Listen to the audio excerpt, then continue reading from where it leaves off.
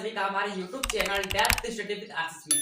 दोस्तों, इस वीडियो में हम लोग कक्षा 11वीं का इतिहास विषय का वेरी इंपॉर्टेंट एमसीक्यू देखने वाले हैं, जो कि दोस्तों आपके एग्जाम में आने वाला है। ठीक है, बहुत चांस दोस्तों कि इस तरह का क्वेश्चन आपके एग्जाम में आ सकता है। ठीक है, क्योंकि दोस्तों ये जो सारे क्वेश्चंस मैंने बनाए हैं वो सारे क्वेश्चंस दोस्तों आपके जो है, जैसे कि आपका मॉडल पेपर हो गया, क्वेश्चन पेपर हो गया, या फिर आपका प्रीवियस ईयर क्वेश्चन हो गया, ये सारे क्वेश्चंस दोस्तों मैंने जो है छाट कर निकाला ये सारा क्वेश्चंस को, जो कि आपके एग्जाम के लिए बहुत ही ज्यादा इंपॉर्टेंट है। तो दोस्तों इस वीडियो को मिस मत कीजिएगा, शुरू से लेकर अंत तक देखिएगा, तब दोस्तों आपका जो है बहुत ही अच्छा स्कोर हो सकता है। और दोस्तों मैं आपको पहले ही बता दूं कि यदि आपने हमारे चैनल से हिस्ट्री का क्लासेस किया है, आपने 1 से लेकर जो भी जितना भी चैप्टर है आपका, वो सारे चैप्टर्स को आपने कंप्लीट किया है, तो दोस्तों आपका जो रिजल्ट है वो बहुत ही अच्छा होने वाला है। और यदि आपने नहीं देखा है तो उसका लिंक आपको डिस्क्रिप्शन में मिल जाएगा। चलिए दोस्तों शुरू करते हैं। दोस्तों जितने भी क्वेश्चंस होंगे वो सारे क्वेश्चंस आपको जो है स्क्रीन में देखने को मिलेंगे। ठीक है, और दोस्तों यदि आप जिस पीडीएफ से मैं आपको पढ़ा रहा हूँ वो पीडीएफ यदि आपको चाहिए दोस्तों आप जो है कमेंट कर सकते हैं। उसके बाद दोस्तों मैं जो है क्या करूंगा कि टेलीग्राम ग्रुप में अपलोड कर दूंगा। ठीक है, और टेलीग्राम ग्रुप का लिंक भी आपको डिस्क्रिप्शन में मिल जाएगा। ठीक है, तो चलिए दोस्तों वीडियो को शुरू करते हैं।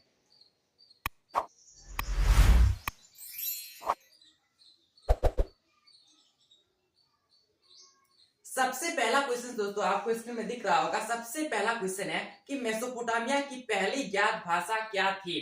मतलब दोस्तों जब हम लोग मेसोपोटामिया पढ़ रहे थे, हम सभी को पता है दोस्तों कि मेसोपोटामिया कहाँ पे स्थित है ना, इराक देश पर स्थित है। ठीक है, और दोस्तों ये जो मेसोपोटामिया है, जिसमें से मेसो जो है वो मेसोस से बनकर बना है, और दोस्तों पोटामिया जो है वो पोटेमस से मिलकर बना है। ठीक है, और ये दोनों जो शब्द दोस्तों, वो दोनों शब्द क्या है ना, ग्रीक भाषा का शब्द है। ठीक है, जिसका अर्थ क्या होता है ना, दो नदियों के बीच का भाग। ठीक है, जिसको दोआब क्षेत्र भी कहा जाता है। ठीक है दोस्तों, तो ये जो मेसोपोटामिया है इसमें सबसे पहली ज्ञात भाषा कौन सी थी। ठीक है, ऑप्शन नंबर 1 है, ऑप्शन नंबर 1 दोस्तों आपको इसमें दिख रहा होगा अरामाइक, दूसरा ऑप्शन है सुमेरियन, तीसरा ऑप्शन है अगदी, और दोस्तों लास्ट ऑप्शन है अकिरिमन। ठीक है, तो दोस्तों इसका जो आंसर होगा वो हो जाएगा आपका ऑप्शन नंबर बी, सुमेरियन। ठीक है, आप सभी को पता है सबसे पहले ज्ञात भाषा क्या थी ना, सुमेरियन थी। ठीक है, उसके बाद दोस्तों अगदी भाषा बोली जाती थी, उसके बाद दोस्तों अरामाइक भाषा बोली जाती थी। और दोस्तों ये जो अरामाइक भाषा है वो एक भाषा से मिलती जुलती है, जिसको हिब्रू भाषा बोलते हैं। ठीक है, हिब्रू भाषा। चलिए दोस्तों नेक्स्ट क्वेश्चन को समझते हैं। क्वेश्चन नंबर 2 है कि मेसोपोटामिया की सभ्यता किस नदी के किनारे विकसित हुई थी। मतलब दोस्तों जो मेसोपोटामिया जो मैंने अभी आपको बताया कि मेसोपोटामिया दो शब्द से मिलकर बना हुआ है, मेसोस और पोटेमस। ठीक है, दोनों का अर्थ क्या होता है ना, दो नदियों के बीच का भाग। तो वो दो नदी है क्या, कौन सा दो नदी के बीच में ये बसा हुआ है। ठीक है, ऑप्शन नंबर 1 है दजला, ऑप्शन नंबर बी है फरात, ऑप्शन नंबर सी है नील, ऑप्शन नंबर डी है दजला एवं फरात। तो दोस्तों इसका आंसर क्या होगा, दजला एवं फरात। ठीक है, ऑप्शन नंबर डी जो है दोस्तों वो आपका सही हो जाएगा। चलिए नेक्स्ट क्वेश्चन को समझते हैं। नेक्स्ट क्वेश्चन है दोस्तों कि मेसोपोटामिया कहाँ था। तो दोस्तों मैंने स्टार्टिंग में ही आपको बताया कि मेसोपोटामिया किस देश में स्थित है। यदि दोस्तों आपने अच्छे से देखा वीडियो को, यदि आपने अच्छे से सुना है तो दोस्तों इसका आंसर आपको पता होगा। ठीक है, तो दोस्तों इसका आंसर जो है आप कमेंट कीजिए। ठीक है, और दोस्तों मैं आपको पहले ही बता दूं कि आप जो है क्या कीजिए कि सबसे पहले दोस्तों जब वीडियो को स्टार्ट कर रहे हैं तो एक एक क्वेश्चन को दोस्तों आप पढ़िए और उसका ऑप्शन देखिए, वीडियो को पॉज करके उसका ऑप्शन देखिए और उसका आंसर क्या हो सकता है आप कमेंट कीजिए। उसके बाद दोस्तों देखिए कि आप जो है सही किए या फिर गलत किए। यदि आप सही कर रहे हैं मतलब दोस्तों आपका जो तैयारी है वो बहुत ही अच्छे से हो रहा है। ठीक है, चलिए आगे बढ़ते हैं। दोस्तों यहाँ पे क्वेश्चन नंबर 4 पूछा गया है कि दजला एवं फरात नदियां गिरती है। मतलब ये जो दो नदी है दजला एवं फरात, ये दोनों नदी कहाँ पे जाके गिरती है। जब दोस्तों मैंने आपको चैप्टर पढ़ा रहा था तब दोस्तों मैंने आपको बताया था कि ये दोनों जो नदियां है वो कहाँ पे गिरती थी ना, फारस की खाड़ी में। ठीक है, ऑप्शन नंबर सी जो है दोस्तों वो आपका सही हो जाएगा। क्वेश्चन नंबर 5 यहाँ पे आपसे पूछा गया है, क्या पूछा गया है दोस्तों कि बेबीलोन के दक्षिणी क्षेत्र को क्या कहा जाता था। बेबीलोन का जो दक्षिणी क्षेत्र था उसको क्या कहते थे। ठीक है दोस्तों, हम सभी को पता है कि जो बेबीलोन था उसका जो दक्षिण क्षेत्र था उसको क्या कहते थे ना, बेबीलोनिया कहते थे। ठीक है, option number C. Next question है दोस्तों, यहाँ पे आपसे पूछा गया है कि बेबीलोन नगर का प्रमुख देवता कौन था। ठीक है, बेबीलोन का प्रमुख देवता कौन था। चलिए ऑप्शन देखते हैं और टिक करते हैं। तो दोस्तों ऑप्शन नंबर 1 है मर्दुक। ठीक है, ऑप्शन नंबर 1 दिख रहा होगा मर्दुक, दूसरा ऑप्शन है एनलिन, तीसरा ऑप्शन है सूर्य, और दोस्तों अंतिम ऑप्शन क्या है ना, ईस्टर। तो दोस्तों इसमें जो आपका आंसर होगा वो क्या हो जाएगा ना, मर्दुक। ठीक है, ऑप्शन नंबर दोस्तों ए जो है वो आपका सही हो जाएगा। चलिए आगे बढ़ते हैं। नेक्स्ट क्वेश्चन है दोस्तों कि और कौन सा देवता था। ठीक है दोस्तों, मैंने आपको बताया था और देवता और एक बताया था इन्नाना देवता। यदि आपको इन्नाना का अर्थ पता है तो दोस्तों आप कमेंट कर सकते हैं कि इन्नाना कौन सी देवती थी। ठीक है, मतलब कौन सा देवी थी। चलिए इसका आंसर समझते हैं। इसका दोस्तों ऑप्शन नंबर 1 है चंद्र देवता, ऑप्शन नंबर बी है सूर्य देवता, ऑप्शन नंबर सी है युद्ध देवता और ऑप्शन नंबर डी है बेबीलोन। तो दोस्तों इसका आंसर क्या हो जाएगा, ऑप्शन नंबर ए मतलब चंद्र देवता थी। ठीक है, चलिए नेक्स्ट क्वेश्चन को समझते हैं। नेक्स्ट क्वेश्चन है दोस्तों कि ओल्ड टेस्टामेंट किस पुस्तक का प्रथम भाग है। तो दोस्तों हम सभी को पता है कि ओल्ड टेस्टामेंट जो है वो बाइबल का जो है प्रथम भाग है। ठीक है, तो दोस्तों बाइबल कहाँ पे दिख रहा होगा ना, ऑप्शन नंबर बी में। ठीक है, तो ऑप्शन नंबर बी जो है दोस्तों वो आपका सही हो जाएगा। चलिए नेक्स्ट क्वेश्चन को समझते हैं। नेक्स्ट क्वेश्चन है दोस्तों कि मेसोपोटामिया सभ्यता के लोगों की क्या लिपि थी। अब दोस्तों लिपि क्या होता है, जैसे कि अभी हम जो लिखे हुए हैं ये जो पीडीएफ है दोस्तों, ये जो भाषा से लिखा हुआ है इस भाषा को बोलते हैं दोस्तों देवनागरी लिपि। लेकिन जब हम लोग इंग्लिश से लिखते हैं, ठीक है, जब दोस्तों जैसे कि मैं बोल रहा हूँ कि आप जो हमारे वीडियो को लाइक कीजिए, ठीक है, तो LIK लिख रहा हूँ, ठीक है, तो इंग्लिश से लिख रहा हूँ। ठीक है, तो ये जो दोस्तों होता है इसको बोलते हैं रोमन लिपि। ठीक है, आपको पता होगा। तो उसी प्रकार से दोस्तों जब जो मेसोपोटामिया थी उस समय में कौन सी भाषा लिखी जाती थी। ठीक है, मेसोपोटामिया में कौन सी भाषा लिखी जाती थी और उसकी लिपि क्या थी। ठीक है, यहाँ पे लिपि पूछा गया है। तो दोस्तों इसका लिपि क्या होगा, मतलब इसका आंसर क्या होगा, ऑप्शन नंबर बी होगा किलाकार या फिर किलाक्षर लिपि। ठीक है, आपको मैंने बहुत ही अच्छे से समझाया था। चलिए नेक्स्ट क्वेश्चन को समझते हैं। नेक्स्ट क्वेश्चन दोस्तों, ये क्वेश्चन पूछा गया है आपका चैप्टर नंबर 2 तीन महाद्वीपों में फैला हुआ साम्राज्य, मतलब दोस्तों रोमन साम्राज्य का बात किया गया है। ठीक है, तो दोस्तों ये जो ऑगस्टस है इसका शासन काल क्या था। ठीक है, रोमन साम्राज्य का जो शासक था ऑगस्टस, उसका शासन काल क्या था, मतलब कब वो शासन में बैठा और वो कब जो है अपना गद्दी से हटा। ठीक है, ऑप्शन नंबर 1 है दोस्तों 27 ईसा पूर्व से 14 ईस्वी। ठीक है, नेक्स्ट ऑप्शन है दोस्तों 66 से 70 ईस्वी। नेक्स्ट ऑप्शन है 309 से 379 ईस्वी तक। ठीक है, और अंतिम ऑप्शन दोस्तों आपको दिख रहा होगा। ठीक है, जिसमें से दोस्तों आपका ऑप्शन नंबर ए जो है वो आपका सही हो जाएगा। ठीक है, ऑप्शन नंबर ए जो है दोस्तों वो आपका सही हो जाएगा। ठीक है, चलिए नेक्स्ट क्वेश्चन को समझते हैं। लेकिन दोस्तों मैं आपसे यहाँ पे थोड़ा सा एक प्रश्न पूछता हूँ, ये जो ऑगस्टस था, ये दोस्तों ऑगस्टस था, ये ऑगस्टस जब राजा बना था, ठीक है, कहाँ का राजा बना था ना दोस्तों, कहाँ का बना था ना, रोमन साम्राज्य का बना था। ठीक है, तो दोस्तों रोमन साम्राज्य जो है वो 3 महाद्वीपों में फैला हुआ है। तो वो तीनों महाद्वीप का नाम क्या है, यदि आपको पता है दोस्तों तो आप कमेंट कर सकते हैं। ठीक है, तीनों महाद्वीप का नाम क्या है, और यदि आपने नहीं पढ़ा है दोस्तों तो उसका लिंक आपको डिस्क्रिप्शन में मिल जाएगा। चैप्टर नंबर 2 को आप देखिए, 3 महाद्वीपों में फैला हुआ साम्राज्य, आपको पूरा डिटेल से समझ में आ जाएगा। और दोस्तों जब आप चैप्टर को पढ़ लीजिएगा तब दोस्तों आपको किसी भी प्रकार का प्रॉब्लम इस तरह का क्वेश्चन पे नहीं होने वाला है। ठीक है, चलिए नेक्स्ट क्वेश्चन को समझते हैं। यहाँ पे दोस्तों क्वेश्चन नंबर 11 है। 11 में पूछा गया है कि दिनारियस का अर्थ है था, मतलब दिनारियस क्या था। तो दोस्तों हम सभी को पता है दिनारियस जो है एक सिक्का था, लेकिन किस तरह का सिक्का था।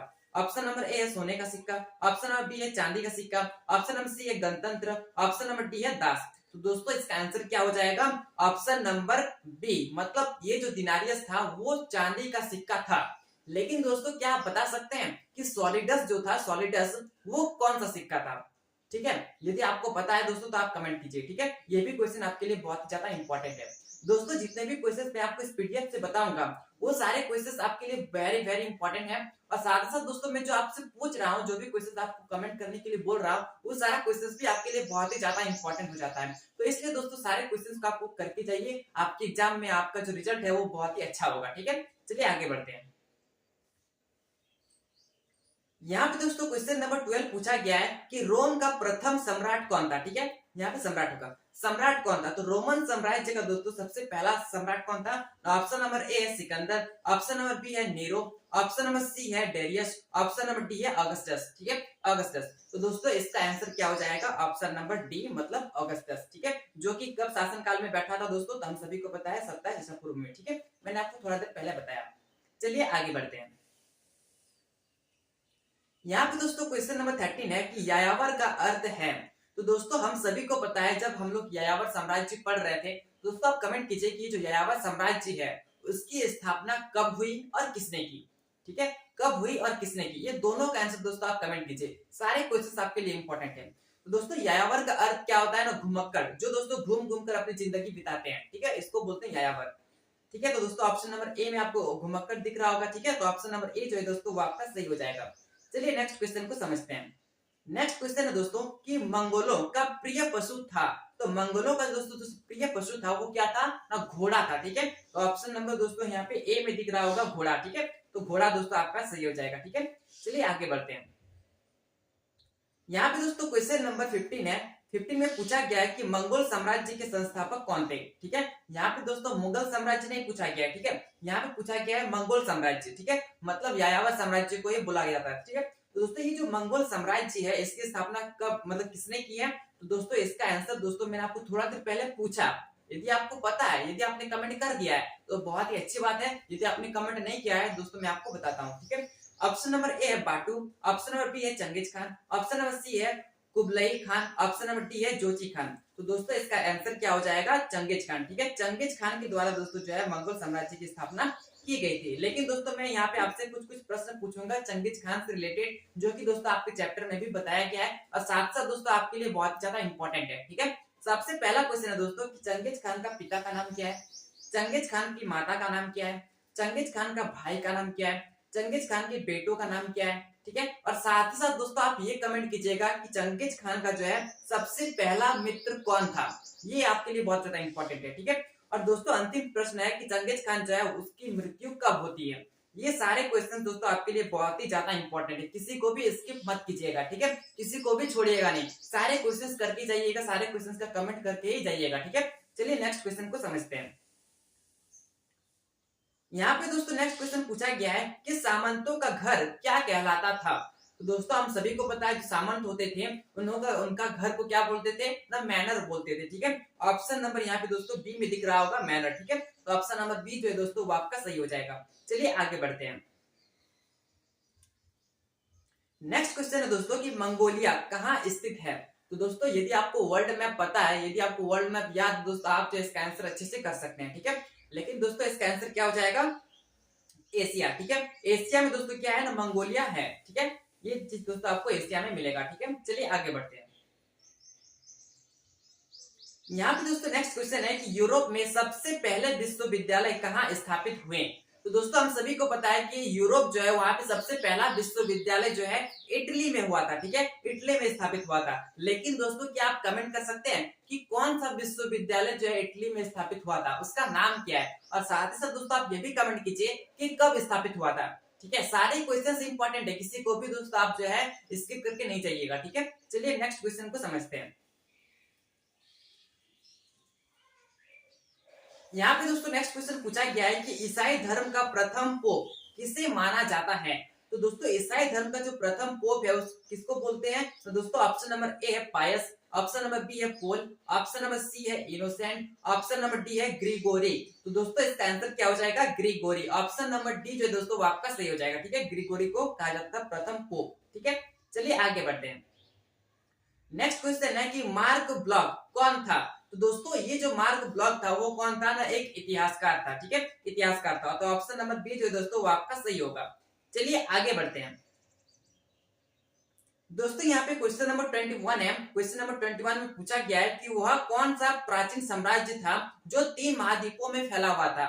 दोस्तों मैंने आपको स्टार्टिंग में बताया कि जो 3 महाद्वीपों में फैला हुआ था उसका वो कौन सा साम्राज्य था ना, रोमन साम्राज्य था। ठीक है, और दोस्तों मैंने आपको कमेंट करने के लिए बोला था कि ये जो तीनों महाद्वीप है उसका नाम क्या है। ठीक है, आप कमेंट करिए। और दोस्तों मैंने आपको ये बताया कि जो ऑगस्टस था, जो रोमन साम्राज्य का शासक था, वो कब बना था अपना राजा, राजा कब बना था न 27 ईसा पूर्व में। ठीक है, इसका आंसर दोस्तों मैंने आपको थोड़ा देर पहले बताया। ठीक है, चलिए आगे बढ़ते हैं। इसका आंसर दोस्तों मैंने आपको बता दिया क्या होगा न, रोमन साम्राज्य। ठीक है, चलिए नेक्स्ट क्वेश्चन को समझते हैं। नेक्स्ट क्वेश्चन है दोस्तों कि रोमन साम्राज्य की मुख्य भाषा क्या थी। दोस्तों यदि आपने इस चैप्टर को डिटेल से पढ़ा है, अच्छे से पढ़ा है, तो दोस्तों इसका आंसर आप जो है कमेंट करिएगा कि इसका आंसर क्या हो सकता है। ठीक है, और यदि आपको नहीं पता है दोस्तों तो आप हमारे चैनल में विजिट कीजिए, आप प्लेलिस्ट में जाइए। ठीक है, आपके लिए मैंने एक अलग सा प्लेलिस्ट बनाया है, जिस प्लेलिस्ट में आपको क्या मिलेगा ना, क्लास 11 का जितना भी चैप्टर है वो सारा चैप्टर का वीडियो मिलेगा, और साथ साथ दोस्तों आपको जो है उस चैप्टर का एमसीक्यू भी मिलेगा अलग से। ठीक है, तो उस प्लेलिस्ट पे जाइए या फिर उस प्लेलिस्ट का लिंक आपको डिस्क्रिप्शन में भी मिल जाएगा। ठीक है, चलिए दोस्तों नेक्स्ट क्वेश्चन को समझते हैं। दोस्तों यदि आपने अभी तक हमारे चैनल को सब्सक्राइब नहीं किया है तो चैनल को सब्सक्राइब कर दीजिए। और दोस्तों किसी भी प्रकार का आपको दिक्कत हो रहा होगा तो दोस्तों आप कमेंट कर सकते हैं, ठीक है। और दोस्तों यदि आप हमारे टेलीग्राम ग्रुप से ज्वाइन होना चाहते हैं तो उसका लिंक आपको डिस्क्रिप्शन में मिल जाएगा। और दोस्तों ये जो वीडियो है यदि आपको अच्छा लग रहा होगा, यदि आपको समझ में आ रहा होगा तो दोस्तों आप जो है अपने दोस्तों के साथ भी शेयर कीजिए ताकि उनका भी रिजल्ट जो है वो अच्छा हो सके, ठीक है। चलिए दोस्तों क्वेश्चन नंबर 23 को समझते हैं कि पादवा विश्वविद्यालय किस देश में था। दोस्तों पादवा विश्वविद्यालय जो है वो इटली में स्थापित किया गया था, मतलब इटली में था, ठीक है। इटली कहाँ पे दिखाई दे रहा होगा आपका, ऑप्शन नंबर बी में, ठीक है। तो इटली आपका करेक्ट हो जाएगा। चलिए नेक्स्ट क्वेश्चन को समझते हैं। नेक्स्ट क्वेश्चन है दोस्तों कि दूरबीन का आविष्कार किसने किया। तो दोस्तों मैंने आपको बताया था कि दूरबीन का आविष्कार किसने किया, टेलीफोन का आविष्कार किसने किया, ठीक है। इस तरह का बहुत सारा क्वेश्चन मैंने कराया है, ठीक है। दोस्तों ये जो दूरबीन है इसका आविष्कार किसने किया है ना, गैलीलियो ने किया है, ठीक है। गैलीलियो, ठीक है दोस्तों, ऑप्शन नंबर बी में दिया हुआ है गैलीलियो, ठीक है। तो गैलीलियो जो है वो आपका सही हो जाएगा। चलिए दोस्तों आप कमेंट कीजिए कि मोबाइल का आविष्कार किसने किया और टेलीफोन का आविष्कार किसने किया, ठीक है। इसका आंसर दोस्तों आप कमेंट करिए।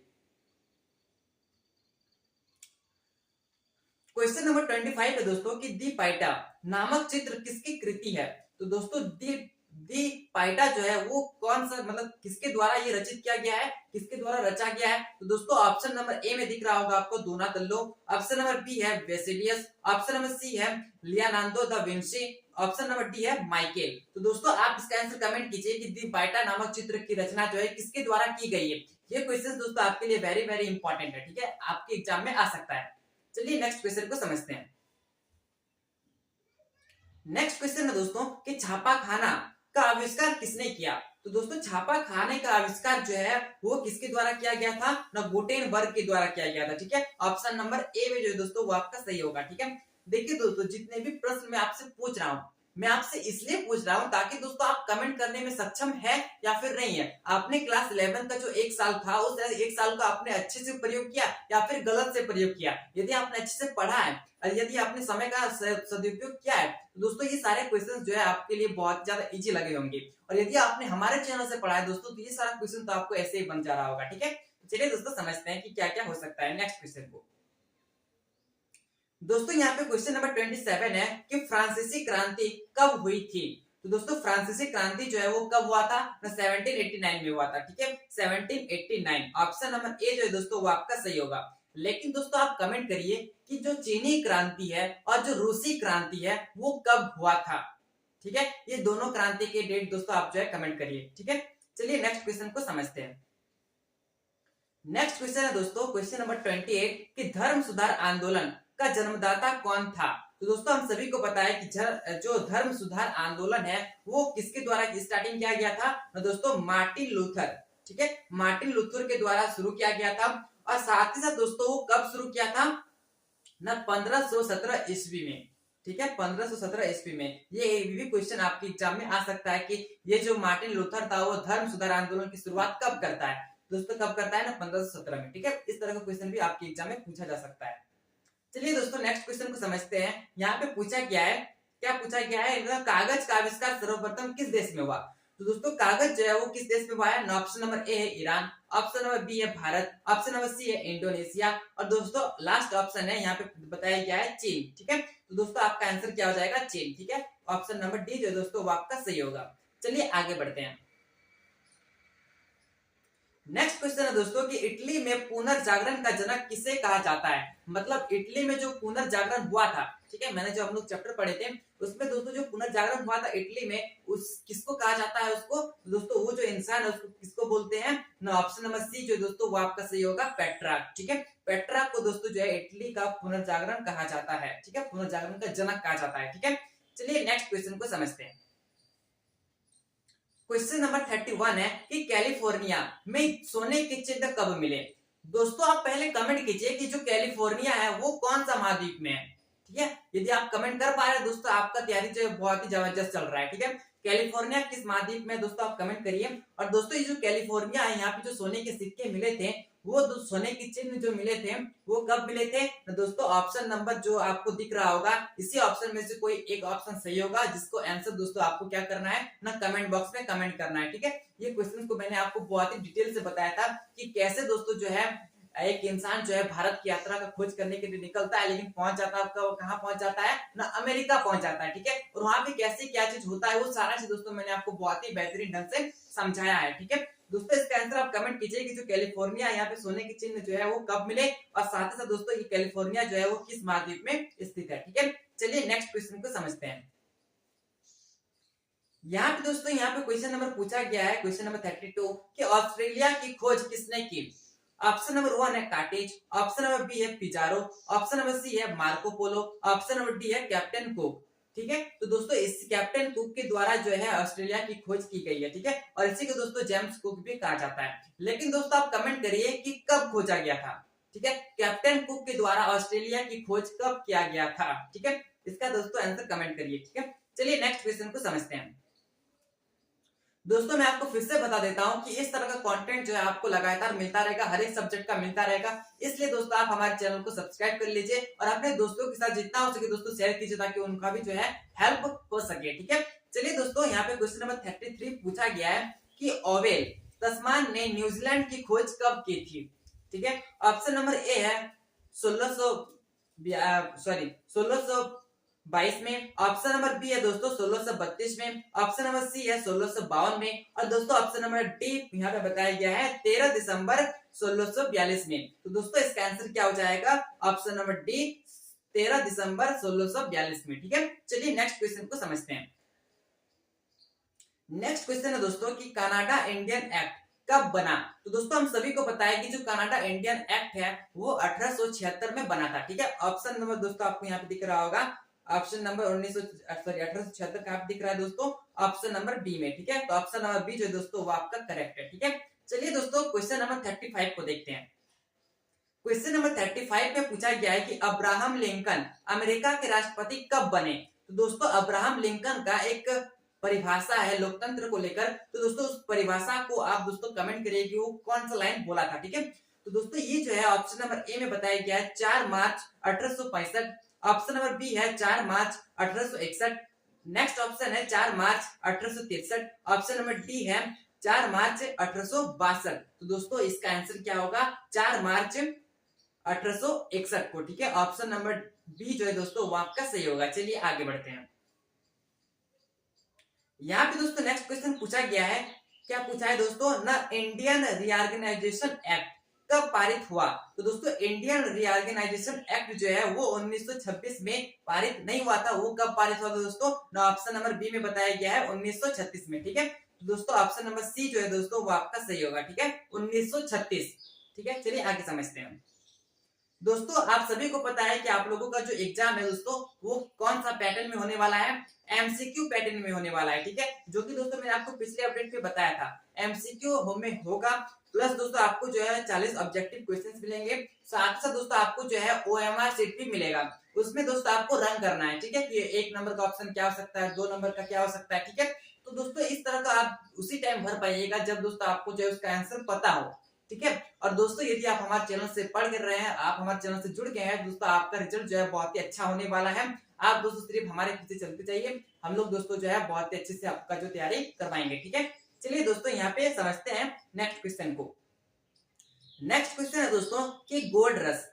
ठीक है, गोल्ड रश अमेरिका के किस राज्य से संबंधित है। मतलब दोस्तों सोने की चेन। ठीक है, गोल्ड रश मतलब सोने की चेन। ठीक है, उसी चीज का बात किया गया है। तो दोस्तों मैंने आपको थोड़ा देर पहले बताया था कि सोने की चिन्ह जो है वो कैलिफोर्निया में मिले थे। ठीक है, तो दोस्तों यहाँ पे ऑप्शन नंबर ए में ही बताया गया है कैलिफोर्निया। ठीक है, और ये कौन सा महाद्वीप में है दोस्तों ना, अमेरिका में है।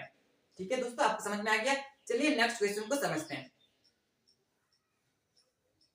नेक्स्ट क्वेश्चन है कि सिडनी, सिडनी कहाँ पे स्थित है, सिडनी कहाँ स्थित है। ऑप्शन नंबर ए है उत्तरी अमेरिका, ऑप्शन नंबर बी है दक्षिणी अमेरिका, ऑप्शन नंबर सी है पुर्तगाल, ऑप्शन नंबर डी है ऑस्ट्रेलिया।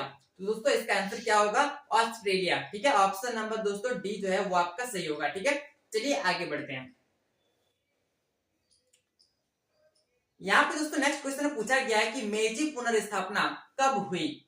ऑप्शन नंबर ए है 1794 से 1858 तक, ऑप्शन नंबर बी है 1867 से 1868 तक, ऑप्शन नंबर सी है 1911 से 1912 तक, ऑप्शन नंबर डी दोस्तों आपको नीचे में दिख रहा होगा, ऑप्शन नंबर डी है 1914 से 1918 तक। तो दोस्तों हम सभी को पता है कि ये जो मेची पुनर्स्थापना है वो कब हुई थी, 1867 से 1868 तक। ठीक है दोस्तों, ये ऑप्शन आपको कहाँ पे देखने को मिला, ऑप्शन नंबर दोस्तों बी में। ठीक है, तो दोस्तों ऑप्शन नंबर बी जो है दोस्तों वो आपका सही होगा, 1867 से 1868 तक। ठीक है, चलिए नेक्स्ट क्वेश्चन को समझते हैं। यहाँ पे दोस्तों क्वेश्चन नंबर 40 पूछा गया है। क्या पूछा गया है दोस्तों, जापान में पहली बार महिलाओं ने कब मतदान किया। मतलब दोस्तों जापान में सबसे पहली बार महिलाओं ने कब वोट दिया। ठीक है, तो दोस्तों इसका आंसर क्या होगा, ऑप्शन नंबर ए में किया हुआ है 1930 में, ऑप्शन नंबर बी है 1942 में, ऑप्शन नंबर सी है 1946 में, ऑप्शन नंबर डी है 1960 में। तो दोस्तों इसका आंसर क्या हो जाएगा, ऑप्शन नंबर सी 1946 में। ठीक है, ये आपका सही है। 1946 में क्या किया गया था, जापान में महिलाओं को वोट देने का अधिकार दिया गया था। ठीक है, चलिए दोस्तों नेक्स्ट क्वेश्चन को समझते हैं। नेक्स्ट क्वेश्चन है दोस्तों क्वेश्चन नंबर 41 कि ताइवान चीन से कब अलग हुआ। ठीक है, ताइवान जो है वो चीन से कब अलग होता है। तो दोस्तों हम सभी को पता है कि 1949 में जो है ताइवान जो है वो चीन से अलग हो जाता है। ठीक है, और 1949 में ही दोस्तों क्या होता है ना, चीनी क्रांति होता है। लेकिन दोस्तों आप कमेंट करिए कि जो चीनी क्रांति होता है उसका नेतृत्व कौन करता है। ठीक है, उसका नेतृत्व कौन करता है, इसका आंसर दोस्तों आप कमेंट करिए। चलिए नेक्स्ट क्वेश्चन को समझते हैं। नेक्स्ट क्वेश्चन यहाँ पे आपसे पूछा गया है कि कुओमिंतांग पार्टी का संस्थापक कौन था। तो दोस्तों कुओमिंतांग पार्टी का जो संस्थापक था वो कौन था दोस्तों, ऑप्शन नंबर ए में दिया हुआ है आपका Mao Tse Tung, option number B है doctor Sun Yat Sen, option number C है Kang Youwei, option number D है चाओ एन लाई। तो दोस्तों इसका आंसर हो जाएगा आपका option number D, sorry option number B जो कि दिया हुआ है सन यात सेन। ठीक है, सन यात सेन जो है यहाँ पे आपका आंसर हो जाएगा। चलिए दोस्तों नेक्स्ट क्वेश्चन को समझते हैं। क्वेश्चन नंबर 43 है कि अमेरिका ने किस वर्ष जापान पर परमाणु बम गिराए। तो दोस्तों जब द्वितीय विश्व युद्ध हो रहा था दोस्तों, द्वितीय विश्व युद्ध का डेट क्या है ना, 1939 से 1945 तक। ठीक है, इस समय में दोस्तों क्या हो रहा था ना, द्वितीय विश्व युद्ध हो रहा था। ठीक है, यदि हम लोग पूरा डेट देखेंगे तो पूरा डेट क्या होगा, 1 सितंबर 1939 से 2 सितंबर 1945 तक। ठीक है, तो दोस्तों ये जो द्वितीय विश्व युद्ध हो रहा था तो उस समय में क्या किया गया था, जापान सॉरी अमेरिका के द्वारा जापान पर जो है परमाणु बम गिराया गया था और 2 जगह पर गिराया गया था। ठीक है, एक जगह का नाम था हिरोशिमा, एक जगह का नाम था नागासाकी। ठीक है, हिरोशिमा पर कब गिराया गया था ना, 6 अगस्त 1945 को, और नागासाकी में कब गिराया गया था, 9 अगस्त 1945 को। ठीक है, जो दोस्तों ये दोनों जो बम था उसका नाम क्या था, एक बम का नाम था लिटिल बॉय, एक बम का नाम था फैटमैन। ठीक है, तो ये सारे क्वेश्चंस दोस्तों इस तरह के सारे जो है आपको याद रखना पड़ेगा, तभी दोस्तों आपको जो है एक अच्छा रिजल्ट आने से कोई नहीं रोक सकता है। तो दोस्तों ये सारा चीज आपको कहाँ पे मिलेगा, इस तरह का आपको जो है सोर्स कहाँ पे मिलेगा। आप दोस्तों हमारे चैनल में जितने भी चैप्टर्स है उसको देखिए, आपको दोस्तों बहुत ही अच्छे से एक्सप्लेनेशन है, बहुत ही अच्छे से आपको समझ में आएगा। ठीक है, तो दोस्तों इसका जो आंसर होगा वो क्या हो जाएगा, यहाँ पे क्वेश्चन क्या पूछा हुआ था फिर से पढ़ लेते हैं। तो दोस्तों यहाँ पे क्वेश्चन पूछा गया था कि अमेरिका ने किस वर्ष जापान पर परमाणु बम गिराया। तो दोस्तों मैंने आपको अभी बताया, एक बम गिराया था 6 अगस्त 1945 को, एक बम गिराया था 9 अगस्त 1945 को। तो दोस्तों यहाँ पे एग्जैक्ट डेट क्या हो जाएगा ना, 1945। ठीक है, ऑप्शन नंबर सी जो है दोस्तों वो आपका सही है। चलिए नेक्स्ट क्वेश्चन को समझते हैं। नेक्स्ट क्वेश्चन है दोस्तों कि अफीम का युद्ध, अफीम, ठीक है, अफीम का युद्ध किन 2 देशों के बीच हुआ था। ऑप्शन नंबर ए है चीन एवं फ्रांस, ऑप्शन नंबर बी है जापान एवं रूस, ऑप्शन नंबर सी है चीन एवं जापान, और लास्ट ऑप्शन क्या है न, चीन एवं ब्रिटेन। ठीक है, तो दोस्तों आप इसका आंसर कमेंट करिए कि जो अफीम युद्ध हुआ था वो किन 2 देशों के बीच हुआ था। यदि आपको नहीं पता तो दोस्तों आप हमारे चैनल पे पढ़ सकते हैं, यदि आपको चैनल से नहीं पढ़ना है दोस्तों तो इसका आंसर जो है आप गूगल भी कर सकते हैं। ठीक है, लेकिन आपको कमेंट करना है, आपको अपने माइंड में ये सारा क्वेश्चन याद होना चाहिए, तभी दोस्तों आपका एक अच्छा रिजल्ट हो सकता है। ठीक है, चलिए नेक्स्ट क्वेश्चन को समझते हैं। यहाँ पे दोस्तों नेक्स्ट क्वेश्चन पूछा गया है कि टोक्यो का पुराना नाम क्या था। तो दोस्तों टोक्यो का जो सबसे पुराना नाम था वो क्या था दोस्तों ना, क्योटो। ठीक है, ऑप्शन नंबर ए में आपको दिख रहा होगा क्योटो। ठीक है, ये आपका सही होगा। चलिए दोस्तों क्वेश्चन नंबर 46 को समझते हैं। क्वेश्चन नंबर 46 है कि सामंतवाद शब्द किस भाषा के फ्यूड सबसे बना है। मतलब दोस्तों हम सभी को पता है सामंतवाद जो है वो फ्यूड सबसे बना है, लेकिन वो जो फ्यूड शब्द है वो फ्यूड शब्द किस भाषा का शब्द है। ठीक है, ये यहाँ पे आपसे प्रश्न पूछा गया है। तो दोस्तों ऑप्शन नंबर 1 है लैटिन, ऑप्शन नंबर बी है जर्मन, ऑप्शन नंबर सी है फ्रेंच, ऑप्शन नंबर डी है रोमन। दोस्तों इसका क्या आंसर हो जाएगा? जर्मन। ठीक है, जर्मन भाषा के शब्द से बना है फ्यूट, और फ्यूट का अर्थ क्या होता है? दोस्तों आप कमेंट कीजिए कि फ्यूट का अर्थ क्या होता है। ठीक है, ये जो फ्यूट यहाँ पे आपको दिख रहा होगा, ये फ्यूट का अर्थ क्या होता है? आप इसका आंसर कमेंट कीजिए। ठीक है, चलिए दोस्तों नेक्स्ट क्वेश्चन को समझते हैं। यहाँ पे दोस्तों क्वेश्चन नंबर 47 पूछा गया है कि मेसोपोटामिया नाम किस भाषा से संबंधित है। तो दोस्तों हम सभी को पता है कि मेसोपोटामिया जो है वो दो शब्द से मिलकर बना है, एक होता है मेसोस, एक होता है पोटेमस। ठीक है, ये दोनों का अर्थ मैंने आपको स्टार्टिंग में ही बताया था। यदि आपने शुरू से वीडियो को देख रहा है, यदि आपने स्किप नहीं किया है, यदि आपने हर एक चीज को समझा है, दोस्तों इसका आंसर आप कमेंट कर सकते हैं कि मेसोपोटामिया में जो मेसोस है और जो पोटेमोस है, इसका अर्थ क्या होता है। ठीक है, दोस्तों यदि आपने अच्छे से देखा होगा तो इसका आंसर आप जो है कमेंट कर पाइएगा। ठीक है, और यदि आपने अच्छे से नहीं देखा, यदि आपको याद नहीं आ रहा है, दोस्तों आप जो वीडियो को शुरू से फिर से देखिए। ठीक है, एक एक क्वेश्चन आपको याद होना चाहिए, तभी दोस्तों आप एक अच्छा रिजल्ट कर सकते हैं। ठीक है दोस्तों, ये जो मेसोपोटामिया है, जिसमें से दो शब्द मैंने आपको बताया, एक होता है मेसो से मेसोस और एक होता है पोटामिया से पोटेमोस। तो दोस्तों ये जो दोनों शब्द है, ये दोनों शब्द कौन सा भाषा से बना है? ना ग्रीक भाषा से बना है। ठीक है, चलिए दोस्तों कहाँ पे ग्रीक भाषा है यहाँ पे देखते हैं। तो दोस्तों ऑप्शन नंबर बी में दिया हुआ है ग्रीक, तो दोस्तों इसका आंसर क्या हो जाएगा? Option number B. ठीक है, चलिए नेक्स्ट क्वेश्चन को समझते हैं। क्वेश्चन नंबर 48 पूछा गया है कि प्रेम और युद्ध की देवी किसे माना जाता था। दोस्तों प्रेम और युद्ध की जो देवी थी उसे किसको बोलते थे? ना इन्नाना को बोला जाता था। ठीक है, इसका आंसर दोस्तों मैंने आपको स्टार्टिंग में भी पूछा था। ठीक है, तो इन्नाना दोस्तों आपको जो है यहाँ पे सही हो जाएगा। चलिए नेक्स्ट क्वेश्चन को समझते हैं। नेक्स्ट क्वेश्चन है कि मारी के राजा किस समुदाय के थे। तो दोस्तों मारी के जो राजा थे वो कौन से समुदाय के थे? ना एमोराइट समुदाय के थे। ठीक है, ऑप्शन नंबर ए जो दोस्तों वो आपका सही हो जाएगा, एमोराइट। ठीक है, चलिए नेक्स्ट क्वेश्चन को समझते हैं। तो दोस्तों इसका क्वेश्चन है, आपको दिख रहा होगा कि इतिहास के पिता किसे कहा जाता है। यदि आपने इसका आंसर दे दिया, मतलब दोस्तों आपका जो हिस्ट्री का जो बेसिक लेवल है वो आपने जान गया, मतलब आपने स्टार्टिंग हिस्ट्री को जो है स्टार्टिंग से पढ़ा है। ऐसा नहीं कि जो आपका सिलेबस में सिर्फ आपने वही पढ़ा। ठीक है, यदि आपने इसका आंसर दिया है दोस्तों आपको जो है एक अच्छा रिजल्ट आ सकता है। ठीक है, तो दोस्तों आप कमेंट कीजिए कि इतिहास का पिता किसे कहा जाता है। तो ये रहा दोस्तों आपका वेरी इंपॉर्टेंट 50 क्वेश्चन, जो कि आपके एग्जाम के लिए बहुत ही ज्यादा इंपॉर्टेंट है, और ऐसे ही क्वेश्चन दोस्तों आपको जो है आपके एग्जाम में देखने को मिलेंगे। तो चलिए दोस्तों आप मिलते हैं नेक्स्ट वीडियो में। यदि दोस्तों आपने हमारे चैनल को सब्सक्राइब नहीं किया, चैनल को सब्सक्राइब कर लीजिए, और टेलीग्राम ग्रुप से ज्वाइन नहीं हुआ है तो उसका लिंक आपको डिस्क्रिप्शन में मिल जाएगा। और यदि आपको इसका पीडीएफ चाहिए तो दोस्तों आप जो है कमेंट कीजिए, आपको दोस्तों जो है टेलीग्राम में मिल जाएगा। ठीक है, तो चलिए दोस्तों मिलते हैं आप नेक्स्ट वीडियो में, तब तक के लिए जय हिंद, जय भारत।